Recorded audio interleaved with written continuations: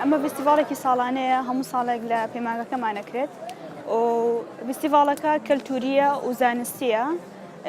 لایەنی کولتووریەکەی خواردنە و کەلوپەلە کۆنەکانە، هەڵدانی خێوەتێکە لەگەڵ چەندین هەڵپەڕکی و گۆرانی کوردی و ئەمانە.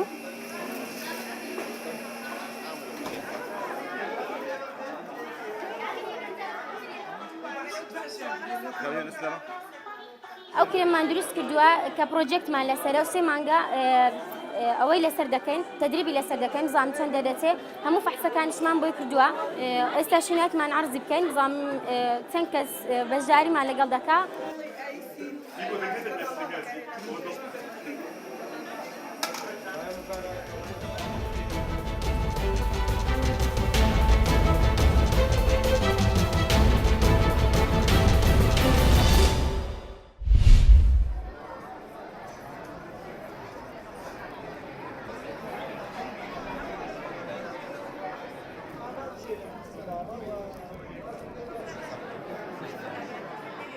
ئامانجی سەرەکی فێستیڤاڵەکە نمایشکردنی کۆمەڵێک کولتورە جیاوازەکان وەک ئەیبینن کولتووری کوردی و عەرەبی لەژێر دەوارێکە کۆبووتەوە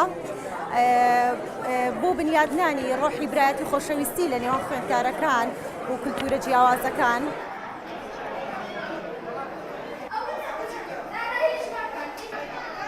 سەرەتا زۆر سپاسی مامۆستاکانمان دەکەم کە ئەم فێستیڤاڵیان بۆ ئێمە ڕێکخستووە. ئەم فێستیڤاڵە زۆر گرنگە بۆ هەموو قوتابیان لەلایەکەوە کە هەوڵ ئەین بۆ خوێندن و بۆ سەرکەوتن لەلایەکشەوە پێویستە ئەم فێستیڤاڵانە بکرێت و ئێمە کرێین بە چەند بەشێکەوە. بەشێکمان لەم جلانەمان لەبەرایە، بەشێکشمان جلی کوردەواریمان لەبەرایە و بە کوردەواریانە دەرکەوتوین، بەشی شانۆمان هەیە، بەشی هونەرمان هەیە.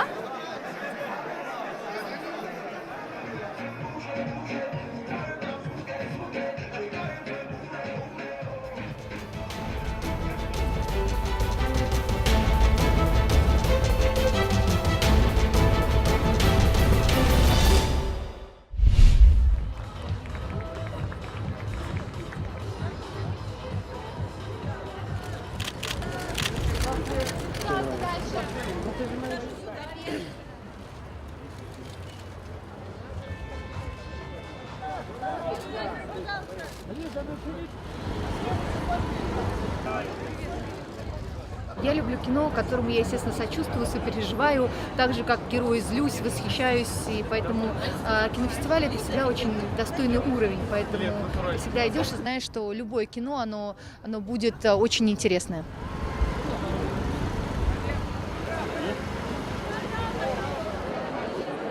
I'm from Los Angeles, from Hollywood, and my movie about love. She Middle East, he's American, Muslim, and she is Christian. And you know, like God, He create love. What we create, disaster. Movie, it's media, and we can do everything for destroy all of this disaster.